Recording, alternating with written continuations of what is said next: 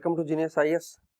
एक नए कंसेप्ट के साथ हम फिर से हाजिर हैं और आज का जो कंसेप्ट है वो हमारा इंडियन कॉन्स्टिट्यूशन से रिलेटेड है, कॉन्स्टिट्यूशन ऑफ इंडिया से रिलेटेड है। ये एक पॉलिटी का कंसेप्ट है जिसमें हम इंडियन कॉन्स्टिट्यूशन के बारे में ब्रीफ चीज़ें देखेंगे और कुछ ऐसी इंपॉर्टेंट चीज़ें देखेंगे जो जनरली और फ्रिक्वेंटली एग्जाम्स में पूछी गई है।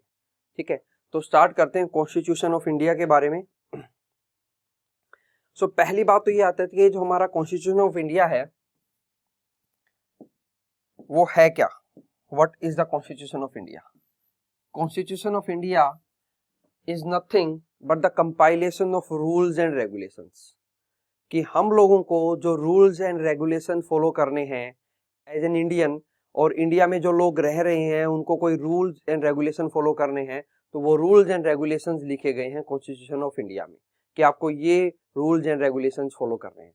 जैसे हम घर में रहते हैं, हम सबके घर में अलग अलग रूल्स एंड रेगुलेशंस होते हैं। ठीक है, तो उसी तरह से इंडिया एज ए हमारा होम है और उसमें हम लोग कैसे रहेंगे उसके लिए कुछ रूल्स एंड रेगुलेशन जब बनाने थे तो वो रूल्स एंड रेगुलेशन बने और उनको कंपाइल करके बना दिया गया कॉन्स्टिट्यूशन ऑफ इंडिया। ये एक बहुत सिंपल वे में मैंने आपको समझा दिया है कि कॉन्स्टिट्यूशन ऑफ इंडिया क्या है। अब कॉन्स्टिट्यूशन ऑफ इंडिया का जो आइडिया है वो पहली बार 1934 में दिया गया था। पहली बार 1934 में दिया था। किसने दिया था? स्वराज पार्टी ने। इस स्वराज पार्टी का पूरा नाम था खिलाफत स्वराज पार्टी। ठीक है, ये बनी थी 1923 में और इसको बनाने में दो लोगों का इंपॉर्टेंट रोल था। वन वाज मोतीलाल नेहरू और जो दूसरे थे वो थे CR दास, चित्तरंजन दास। CR दास को हम लोग एक इस चीज के लिए भी जानते हैं कि उनको ये माना जाता है कि वो नेताजी सुभाष चंद्र बोस के पॉलिटिकल गुरु थे। जो CR दास थे वो पॉलिटिकल गुरु थे नेताजी सुभाष चंद्र बोस के, तो उनको इसलिए भी जाना जाता है। और दूसरा, उन्होंने मोतीलाल नेहरू के साथ मिलके स्वराज पार्टी बनाई। तो ये इंपॉर्टेंट फैक्ट हैं जो मैं साथ में ऐड कर रहा हूँ, वो एग्जाम पॉइंट ऑफ व्यू से इंपॉर्टेंट है। हर एक चीज को स्लाइड में नहीं लिखा जा सकता, कुछ चीजें ऐसी होंगी जो मैं आपको साथ साथ डिक्टेट कराता जाऊंगा, तो वो आप चीजें लिखते जाना साथ साथ। देन 1934 में ही दोबारा से फिर से ये आइडिया दिया MN रॉय ने। ये MN रॉय कौन थे? आपने एक पार्टी सुनी होगी इंडिया में, communist party of India. Communist party of India, communist party of India बाद में और भी अलग अलग टुकड़ों में टूट गई थी, वो कभी फिर बात करेंगे। लेकिन कम्युनिस्ट पार्टी ऑफ इंडिया के जो स्थापना थी, जो उसकी एस्टेब्लिशमेंट थी, वो MN रॉय ने की थी 1925 में। और इसको इन्होंने कहां पे एस्टेब्लिश किया था? ताशकंद। ये वही ताशकंद है जहां पे लाल बहादुर शास्त्री, जो हमारे सेकंड प्राइम मिनिस्टर थे, उनकी डेथ हुई थी ताशकंद में। तो ताशकंद उज्बेकिस्तान, ये एक सेंट्रल एशियन कंट्री है। जैसे इंडिया एक एशियन कंट्री है, इंडिया को हम बोलते हैं साउथ एशियन कंट्री है, क्योंकि एशिया के मैप में हम साउथ में आते हैं, नीचे की तरफ। तो ऐसे ही एशिया के मैप में जो सेंटर में आती है कुछ कंट्री, जिनमें से एक कंट्री है सेंट्रल कंट्री उज्बेकिस्तान, उसकी कैपिटल है ताशकंद। और यहाँ पे MN रॉय ने कम्युनिस्ट पार्टी ऑफ इंडिया की स्थापना की थी 1925 में। बाद में फिर वो इंडिया आई। ठीक है, तो उन्होंने, MN रॉय ने भी put forward the demand of constituent assembly. उन्होंने ये डिमांड रखी कि एक कॉन्स्टिट्यूएंट असेंबली बनाई जाए। कॉन्स्टिट्यूएंट असेंबली का काम क्या होता है? कॉन्स्टिट्यूएंट असेंबली का काम होता है कॉन्स्टिट्यूशन को ड्राफ्ट करना और उसको अडॉप्ट करना। कि कॉन्स्टिट्यूशन पहले हम लोग बनाएंगे, ड्राफ्ट करने का मतलब है पहले बनाएंगे और फिर उसको अडॉप्ट करेंगे। उसके लिए हमें एक असेंबली चाहिए, लोगों का समूह चाहिए, उसको नाम दे दिया गया कॉन्स्टिट्यूएंट असेंबली। ठीक है, तो उसकी डिमांड रखी गई 1935 में। फिर 1935 में Congress, Indian national Congress, INC मतलब इंडियन नेशनल कांग्रेस ने ऑफिशियल डिमांड रखी कि हमें कॉन्स्टिट्यूएंट असेंबली चाहिए अपना कॉन्स्टिट्यूशन फ्रेम करने के लिए। ठीक है, INC इंडियन नेशनल कांग्रेस को भी हम डिटेल में पढ़ेंगे मॉडर्न हिस्ट्री में। INC की स्थापना जो हुई थी वो 1885 में हुई थी। A.O. ह्यूम माना जाता है, एक इंग्लिश सिविल सर्वेंट थे, कि उन्होंने कांग्रेस की स्थापना की थी। लेकिन बहुत सारे इंडियंस भी थे जिनका उसकी एस्टेब्लिशमेंट में रोल था, वो हम पूरा का पूरा फिर कभी पढ़ेंगे। देन उसके बाद 1940 में डिमांड को एक्सेप्ट कर लिया गया कि ठीक है भी इंडियन पर्सन जो है वो अपना कॉन्स्टिट्यूशन बना लेंगे और उस कॉन्स्टिट्यूशन बनाने के लिए वो एक कॉन्स्टिट्यूएंट असेंबली को बना लेंगे। इस डिमांड को एक्सेप्ट कर लिया गया। उस चीज को बोला जाता है अगस्त ऑफर। इसको हम अगस्त ऑफर के नाम से जानते हैं, ठीक है। देन 1942 में इस अगस्त ऑफर को पूरा करने के लिए क्योंकि उस टाइम पे इंडिया पे ब्रिटिशर्स का रूल था, तो ब्रिटिशर्स ने इस अगस्त ऑफर को कंप्लीट करने के लिए एक मिशन इंडिया में भेजा जिसको हम क्रिप्स प्रपोजल के नाम से जानते हैं। और ये क्रिप्स प्रपोजल में 3 पर्सन जो थे वो थे Lord Pethick Lawrence, sir Stafford Cripps और एवी अलेक्जेंडर। ये 3 पर्सन आए थे इस क्रिप्स मिशन में, ठीक है। जब ये क्रिप्स मिशन आया था इन 3 पर्सन का, तो जो चेयरमैन था इस कमीशन का वो ये था स्टैफर्ड क्रिप्स। स्टैफर्ड क्रिप्स, इसीलिए हम इसको क्रिप्स प्रपोजल के नाम से जानते हैं, ठीक है। देन तो इन्होंने प्रपोजल रखा था कि इंडिया को डोमिनियन स्टेटस दे दिया जाए। डोमिनियन स्टेटस का मतलब यह है कि आप लोग अपना कॉन्स्टिट्यूशन तो बना लो, लेकिन आप लोगों के ऊपर जो अल्टीमेट अथॉरिटी रहेगी वो ब्रिटिश का किंग या क्वीन ही रहेगी। ये बोलना था। सिंपल वे में हम समझें कि डोमिनियन स्टेटस का जो कंसेप्ट दिया था क्रिप्स प्रपोजल में वो क्या था, वो ये था कि इंडियन पर्सन अपना कॉन्स्टिट्यूशन बना लेंगे, हमें कोई दिक्कत नहीं है, लेकिन उनके ऊपर जो सुप्रीम अथॉरिटी रहेगी वो ब्रिटिश किंग या क्वीन की रहेगी। ये था डोमिनियन स्टेटस। लेकिन इसको उस टाइम पे 2 मेजर पार्टी थी, ऑल इंडिया मुस्लिम लीग और इंडियन नेशनल कांग्रेस, दोनों ने ही इस प्रपोजल को रिजेक्ट कर दिया था कि हम लोग ऐसा नहीं चाहते। अब उसके बाद फिर 1946 में एक और कमीशन आया जिसको हम जानते हैं कैबिनेट मिशन प्लान के नाम से। इस कैबिनेट मिशन प्लान में भी वही तीनों पर्सन दोबारा आए जो 1942 में आए थे, Lord Pethick Lawrence, Stafford Cripps और एवी अलेक्जेंडर। लेकिन बस फर्क इतना था कि जब ये क्रिप्स मिशन आया था तो चेयरमैन जो थे वो क्रिप्स थे, और जब कैबिनेट मिशन आया तो उस वक्त चेयरमैन जो थे वो पैथिक लॉरेंस थे, ठीक है। ये डिफरेंस है इन दोनों मिशंस में कि जो कैबिनेट मिशन था 46 में आया, क्रिप्स मिशन 42 में आया। पर्सन सेम ही आए थे दोनों टाइम पे, लेकिन दोनों बार चेयरमैन अलग अलग थे। जब क्रिप्स मिशन आया तो स्टैफर्ड क्रिप्स जो थे चेयरमैन थे, और जब कैबिनेट मिशन आया तो पैथिक लॉरेंस जो थे वो चेयरमैन थे। तो 1946 में इन्होंने इस बात को एक्सेप्ट कर लिया कि ठीक है कि इंडिया का कॉन्स्टिट्यूशन बनेगा और हम इंडिया को फ्रीडम दे देंगे उसके अकॉर्डिंग कि इंडियन पर्सन अपना कॉन्स्टिट्यूशन बना ले, और कॉन्स्टिट्यूशन बनाने के बाद हम इंडिया को फ्री कर देंगे। इस तरह से मैंने बेसिक बताया कि ओवरऑल इन्होंने क्या बताया, बाकी डिटेल में जब हम इसको पढ़ेंगे तो हाँ देखेंगे इन्होंने क्या क्या कंडीशन रखी थी। इंपॉर्टेंट है एग्जाम पॉइंट ऑफ व्यू से क्रिप्स मिशन भी और कैबिनेट मिशन भी। तो कैबिनेट मिशन ने प्रपोजल रखा, उस प्रपोजल्स को सभी पार्टीज ने एक्सेप्ट कर लिया, ठीक है। लेकिन उस टाइम पे इंडिया में एक और प्रॉब्लम चल रही थी कि मुस्लिम लीग ये चाहता था कि अलग से एक कंट्री बने पाकिस्तान, और इंडियन नेशनल कांग्रेस में बहुत सारे लोग ऐसे थे जो ये नहीं चाहते थे कि अलग कंट्री बने, इंक्लूडिंग महात्मा गांधी भी ये चाहते थे कि दूसरी कंट्री ना बने, और जितने भी टॉप लीडर थे वो भी ये चाहते थे कि दूसरी कंट्री ना बने। लेकिन मुस्लिम लीग ये चाहता था कि 2 कॉन्स्टिट्यूएंट असेंबली बने, एक कॉन्स्टिट्यूशन बनाए इंडिया का और एक कॉन्स्टिट्यूशन बनाए पाकिस्तान का। हालांकि बाद में हुआ यही, लेकिन जो कैबिनेट मिशन प्लान था उन्होंने इस आइडिया को रिजेक्ट कर दिया था कि 2 कॉन्स्टिट्यूएंट असेंबली नहीं बनेगी, कॉन्स्टिट्यूएंट असेंबली एक ही बनेगी, ठीक है। उसके बाद एक माउंटबेटन प्लान आएगा, वो हम फिर कभी पढ़ेंगे डिटेल में, जिसके बेस पे फिर 2 कॉन्स्टिट्यूएंट असेंबली बनाई गई थी। Then under the cabinet mission plan of 1946 elections हुए for the formation of constituent assembly. तो जो हमारी कॉन्स्टिट्यूएंट असेंबली थी जिसने हमारा कॉन्स्टिट्यूशन बनाया, कई बार ये पूछ लिया जाता है एग्जाम में कि उस कॉन्स्टिट्यूएंट असेंबली का क्या बेस था, क्या स्टेटस था। तो वो कॉन्स्टिट्यूएंट असेंबली पार्शली इलेक्टेड थी और पार्शली नॉमिनेटेड थी।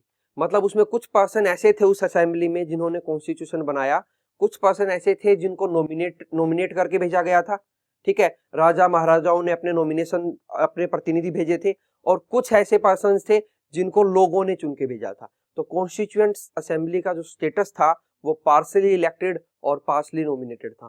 कहने को वो इलेक्टेड थी, ठीक है। अगर एक ही वर्ड में बताना पड़े तो वो इलेक्टेड थी, लेकिन एग्जैक्टली वो पार्शली नॉमिनेटेड और पार्शली इलेक्टेड थी, ठीक है। तो ये सारे स्टेप हुए और हमारा कॉन्स्टिट्यूशन जो है वो फ्रेम होना स्टार्ट हुआ। कॉन्स्टिट्यूएंट असेंबली बनी इंडिया की अलग, पाकिस्तान की अलग, ठीक है। पाकिस्तान वाली पे तो हम नहीं जाएंगे, हम देखेंगे इंडियन कॉन्स्टिट्यूशन बनने के लिए जो कॉन्स्टिट्यूएंट असेंबली बनी, फिर उसने आगे क्या क्या स्टेप लिए और कैसे हम कॉन्स्टिट्यूशन तक पहुंचे। सो 9th of December 1946, very very important from the exam perspective.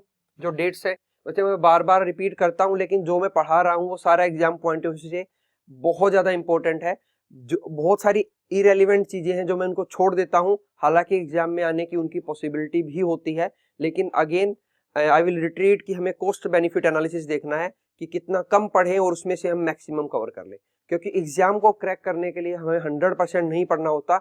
कोई भी कॉम्पिटिटिव एग्जाम है जनरली 50 to 60% आप उसका स्कोर करते हो तो वो एग्जाम इजीली निकल जाता है। सो पहली मीटिंग हुई 9th of December 1946 को कॉन्स्टिट्यूएंट असेंबली की। देन 11th of December 1946 को डॉक्टर राजेंद्र प्रसाद को उसका प्रेसिडेंट चुन लिया गया। अभी ये कॉन्स्टिट्यूएंट असेंबली के प्रेसिडेंट चुने गए हैं, बाद में इनको इंडिया का प्रेसिडेंट भी चुना जाएगा। दोनों अलग चीजें हैं, ध्यान रखना कि इनको प्रेसिडेंट चुना गया है कॉन्स्टिट्यूएंट असेंबली का, बाद में इनको इंडिया का प्रेसिडेंट भी चुना जाएगा। लेकिन ये पहले पर्सन नहीं थे जिनको कॉन्स्टिट्यूएंट असेंबली का प्रेसिडेंट चुना गया। द फर्स्ट पर्सन वाज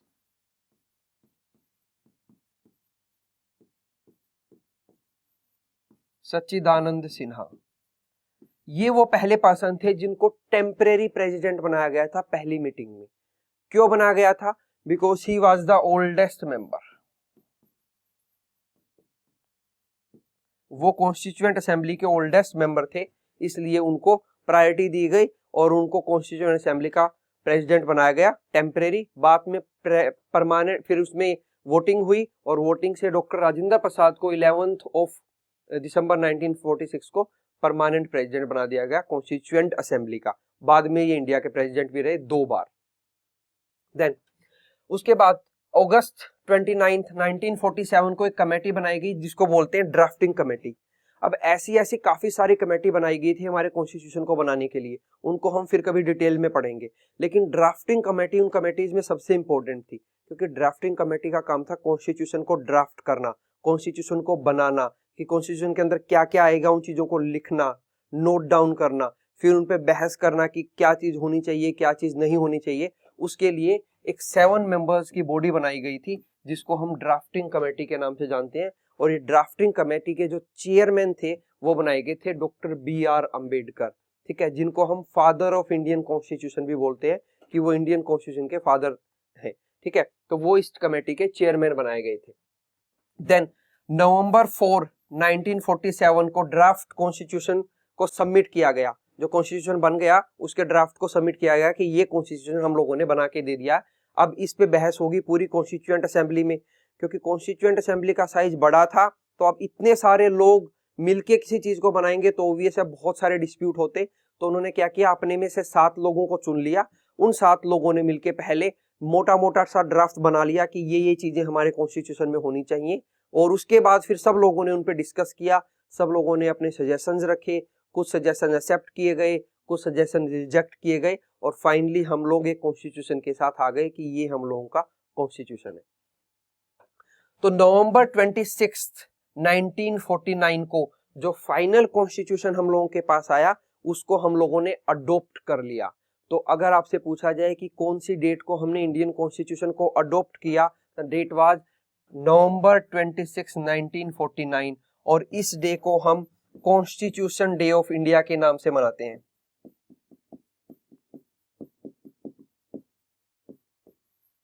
संविधान दिवस के नाम से मनाते हैं नवंबर 26, 1949 को। यहाँ पे हमारा कॉन्स्टिट्यूशन अडॉप्ट हुआ था, ध्यान रखना, अभी इनेक्ट होना बाकी है। इनेक्ट का मतलब है लागू होना, अडॉप्ट का मतलब उस चीज को हमने मान लिया कि ये चीज है, फिर उसको अप्लाई भी करना होता है, ठीक है। तो अभी तक तो सिर्फ हम लोगों ने माना था, उसको अडॉप्ट किया था, उसको इनेक्ट किया बाद में।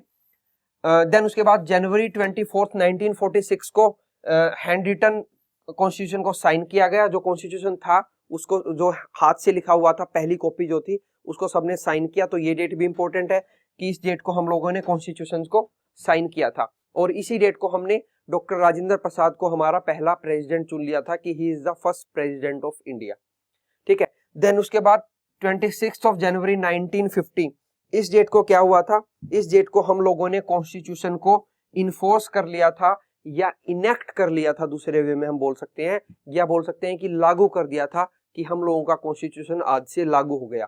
इस दिन को हम रिपब्लिक डे के नाम से मनाते हैं, रिपब्लिक डे ऑफ इंडिया। ठीक है, तो ये अलग अलग है। रिपब्लिक डे 26 जनवरी को है, नवंबर 26 को है कॉन्स्टिट्यूशनल डे, उस दिन हम लोगों ने अडॉप्ट किया था। ठीक है, और इनेक्ट जो किया था वो किया था 26 जनवरी को, उस दिन को हम मनाते हैं रिपब्लिक डे के रूप में। ठीक है, रिपब्लिक का वैसे सिंपल सा मतलब ये होता है, जब हेड ऑफ द कंट्री जो होता है, हेड ऑफ द कंट्री जो है इंडिया में वो है प्रेसिडेंट, एक होता है हेड ऑफ गवर्नमेंट। ठीक है, ये अलग अलग कंसेप्ट हैं दोनों। एक होता है हेड ऑफ कंट्री या नेशन बोल लो या स्टेट बोल लो, एक हेड ऑफ गवर्नमेंट। तो हमारे यहाँ पे इंडिया में हेड ऑफ कंट्री है प्रेसिडेंट, ठीक है, और हेड ऑफ गवर्नमेंट है पीएम। तो हेड ऑफ कंट्री प्रेसिडेंट है और प्रेसिडेंट हमारे यहाँ पे इलेक्टेड है, मतलब प्रेसिडेंट को हम लोग चुनते हैं, इनडायरेक्टली चुनते हैं। ये एक अलग बात है कि हम लोग डायरेक्ट वोट नहीं करते, लेकिन फिर भी प्रेसिडेंट को हम जो है वो चुनते हैं। तो अगर प्रेसिडेंट इलेक्टेड होता है किसी कंट्री में, या फिर ये बोल सकते हैं दूसरे वे में, हेड ऑफ द कंट्री जो होता है वो इलेक्टेड है अगर किसी कंट्री में, तो उसको हम बोल देते हैं रिपब्लिक कंट्री।